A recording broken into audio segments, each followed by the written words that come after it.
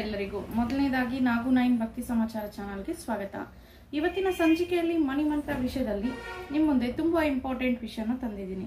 ಅದು ಏನು ಅಂದ್ರೆ, ಫಸ್ಟ್ ಆಫ್ ಆಲ್ ನಮಗೆ ನೆಗೆಟಿವ್ ಎನರ್ಜಿ ಹೋಗಬೇಕು. ಈಗಾಗಲೇ ಸುಮಾರು ಟಿಪ್ಸ್ನ ನಾವು ಶೇರ್ ಮಾಡ್ಕೊಂಡಿದ್ದೀವಿ ನೆಗೆಟಿವ್ ಎನರ್ಜಿ ಅವಾಯ್ಡ್ ಆಗೋದಕ್ಕೆ.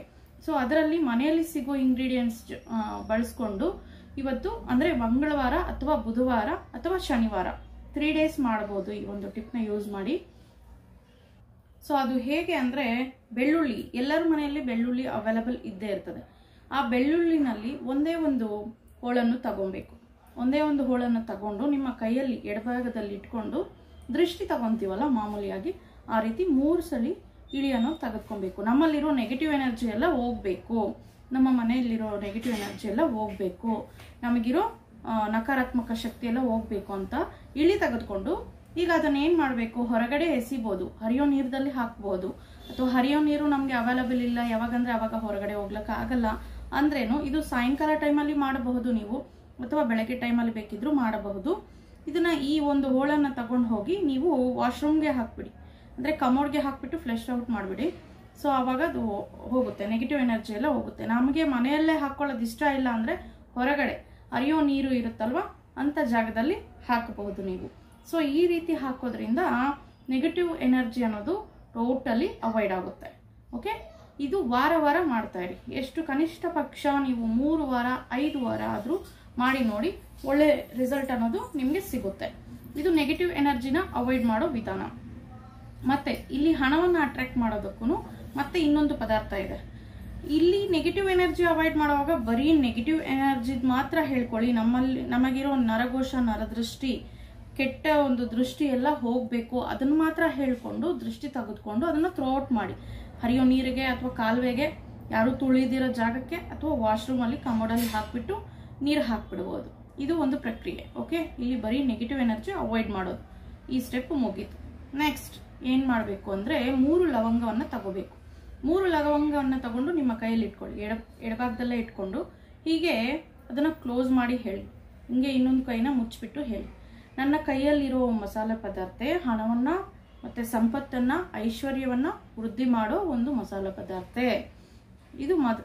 ಈ ಒಂದು ಪದಾರ್ಥವ ಏನ್ ಮಾಡುತ್ತೆ ಅಂದ್ರೆ, ನಮ್ಗೆ ಸಂಪತ್ತು, ಐಶ್ವರ್ಯ ಎಲ್ಲ ವೃದ್ಧಿ ಮಾಡೋ ಪದಾರ್ಥ ನನ್ನ ಕೈಯಲ್ಲಿದೆ ಅಂತ ಸ್ಪಷ್ಟವಾಗಿ ಹೇಳ್ಕೊಂಡು ಅದನ್ನ ಮುಟ್ಟಿ ಕ್ಲೀನಾಗಿ ಹೂವು ಇರೋ 3 ಲವಂಗವನ್ನ ತಗೊಳ್ಳಿ. ಮುಟ್ಟಿದಾದ್ಮೇಲೆ ಕೈ ಓಪನ್ ಮಾಡಿ ಈಗ ಅದನ್ನ ನೋಡ್ತಾ ಹೇಳ್ಕೊಳ್ಳಿ, ನನಗೆ ಯಾವಾಗ್ಲೂ ಹಣ ಅನ್ನೋದು ಹರಿದು ಬರ್ತಾ ಇರುತ್ತೆ, ನನ್ನ ಹತ್ರ ಯಾವಾಗ್ಲೂ ಬೇಕಾದಷ್ಟು ಹಣ ಇರ್ತದೆ, ನಮ್ಮಲ್ಲಿ ಹಣ, ಸಂಪತ್ತು, ಐಶ್ವರ್ಯ ಅನ್ನೋದು ಯಾವಾಗ್ಲೂ ವೃದ್ಧಿ ಆಗ್ತಾ ಇರುತ್ತೆ, ನನಗೆ ಹಣದ ಕೊರತೆ ಇರೋದಿಲ್ಲ. ಈ ರೀತಿ ಅದನ್ನ ನೋಡ್ತಾ ಹೇಳ್ಕೊಂಡು ಆ 3 ಲವಂಗ ಏನಿದೆ ಅದನ್ನ ನಿಮ್ಮ ವ್ಯಾಲೆಟ್ ಅಲ್ಲಿ, ಪರ್ಸಲ್ಲಿ ಇಟ್ಕೊಳ್ಳಿ. ಇದನ್ನು ಸಹ ನೀವು ಬುಧವಾರ ಮಾಡಬಹುದು, ಮಂಗಳವಾರನೂ ಮಾಡಬಹುದು, ಶುಕ್ರವಾರ, ನಿಮ್ಗೆ ಯಾವಾಗ ಬೇಕಿದ್ರೂ ಈ ಒಂದು ಟಿಪ್ನ ಫಾಲೋ ಮಾಡಬಹುದು. ಸೊ ಈ ರೀತಿ 3 ಲವಂಗ ಸ್ಪೈಸಸ್ ಇಂದ ಈ ಒಂದು ಟಿಪ್ನ ಟ್ರೈ ಮಾಡಿ. ಇವೆರಡು ಮಾಡೋದ್ರಿಂದ ಏನಾಗುತ್ತೆ ಅಂದ್ರೆ, ನೆಗೆಟಿವ್ ಎನರ್ಜಿ ಅನ್ನೋದು ಅವಾಯ್ಡ್ ಆಗುತ್ತೆ. ಜೊತೆಗೆ ನಾವು ಹಣವನ್ನ ಅಟ್ರಾಕ್ಟ್ ಯಾವ ರೀತಿ ಮಾಡಬೇಕು ಅನ್ನೋದು ಸಹ ಈ ಲವಂಗ ನಮ್ಗೆ ಸಪೋರ್ಟ್ ಮಾಡುತ್ತೆ. ಈ ಲವಂಗ ಬಂದ್ಬಿಟ್ಟು ವ್ಯಾಲೆಟ್ ಅಲ್ಲಿ ಇಟ್ಕೋಬಹುದು, ಹಣ ಇಡೋ ಜಾಗದಲ್ಲಿ ಇಡಬಹುದು, ಅಥವಾ ನಿಮ್ಮ ಪರ್ಸ್ಗಳಲ್ಲಿ, ಹೆಣ್ಮಕ್ಳಾದ್ರೆ ಪರ್ಸಲ್ಲಿ ಇಟ್ಕೋಬಹುದು. ಮತ್ತೆ ಹೇಳಿದ್ನಲ್ಲ, ನೀವೆಲ್ಲರೇ ಕೆಲ್ಸಕ್ಕೆ ಹೋಗ್ಬೇಕಾದ್ರೆ 2 ಲವಂಗವನ್ನ ತಗೋಬೇಕು, ಒಂದು ನಿಮ್ಮ ವ್ಯಾಲೆಟ್ ಅಲ್ಲಿ ಹಾಕೋಬೇಕು, ಒಂದು ನಿಮ್ಮ ಬಾಯಲ್ಲಿ ಇಟ್ಕೋಬೇಕು. ಆ ಕೆಲಸ ಮುಗಿಯೋವರೆಗೂ ಅದು ಬಾಯಲ್ಲಿ ಹಾಗೆ ಇರಬೇಕು, ಅದನ್ನ ಅಗದು ತಿನ್ಬಿಡಬಾರ್ದು. ಲಾಸ್ಟ್ ಅಲ್ಲಿ ನಿಮ್ಮ ಕೆಲಸ ಎಲ್ಲ ಮುಗಿದ ಮೇಲೆ ಅದನ್ನ ನೀವು ತಿನ್ನಬಹುದು, ಅಲ್ಲಿವರೆಗೂ ನಿಮ್ಮ ಬಾಯಲ್ಲೇ ಅದು ಇಡಬೇಕು. ಈ ರೀತಿ ನೀವು ಮಾಡೋದ್ರಿಂದ ನೀವು ಹೋಗ್ತಾ ಇರೋ ಒಂದು ಕೆಲಸ ಅನ್ನೋದು ಸಕ್ಸಸ್ ಆಗಿ ರಿಸಲ್ಟ್ ಕೊಡಕ್ಕೆ ಅವಕಾಶ ಇರುತ್ತೆ. ಸೊ ಈ ಒಂದು 2 ಟಿಪ್ಪು ಮಾಡೋದ್ರ ಜೊತೆಗೆ ವಾಚ್ ಎಷ್ಟು ಮುಖ್ಯ ಅನ್ನೋದು ನಾನು ಹೇಳ್ತಾನೆ ಇದ್ದೀನಿ, ಸುಮಾರು ಲಾಸ್ಟ್ ವಿಡಿಯೋನಲ್ಲಿ ಹೇಳಿದ್ದೀನಿ. ಹೆಣ್ಮಕ್ಳಾಗಿರಬಹುದು, ಗಂಡ್ಮಕ್ಳಾಗಿರಬಹುದು, ಪ್ರತಿನಿತ್ಯ ನಿಮ್ಮ ಕೈಗೆ ವಾಚ್ ಅನ್ನೋದನ್ನ ಹಾಕೊಳ್ಳೇಬೇಕು. ಸೊ ವಾಚ್ ಅನ್ನೋದನ್ನ ಹಾಕೋಬೇಕು, ಅದು ನಡೀತಾ ಇರಬೇಕು, ಪರ್ಫೆಕ್ಟ್ ಟೈಮ್ ಇರಬೇಕು, ಫಾಸ್ಟು ಇರಬಾರದು, ಸ್ಲೋನು ಇರಬಾರದು. ಕೆಲವರು ಕೆಲಸ ಬೇಗ ಬೇಗ ಮುಗಿಬೇಕು ಅಂತ 5 ನಿಮಿಷ ಫಾಸ್ಟ್ ಇಟ್ಕೊಂತಾರೆ.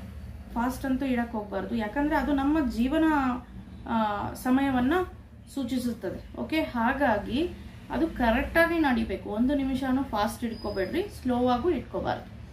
ದಿನ ವಾಚ್ ಹಾಕೋಬೇಕು. ನೀವು ಕೆಲಸ ಮಾಡೋ ಟೈಮಲ್ಲಿ ತೆಗೆದು ಬೇಕಾದ್ರೆ ಇಟ್ಬಿಡಿ, ಹೆಣ್ಮಕ್ಳಾಗಿದ್ರೆ, ಮನೆಯಲ್ಲಿರೋರಾಗಿದ್ರೆ. ಮತ್ತೆ ಧಾರಾಳವಾಗಿ ಅದನ್ನ ಧಾರಣೆ ಮಾಡಬೇಕು. ವಾಚ್ ಅನ್ನೋದು ಪ್ರತಿಯೊಬ್ರು ಹಾಕ್ಬೇಕು. ಯಾಕಂದ್ರೆ ನಮ್ಮ ಟೈಮ್ ಚೆನ್ನಾಗಿ ನಡಿಬೇಕು ಅಂದ್ರೆ ಯಾರು ವಾಚ್ ಹಾಕೋಬೇಕು? ನಾವೇ ತಾನೇ ಹಾಕೋಬೇಕು.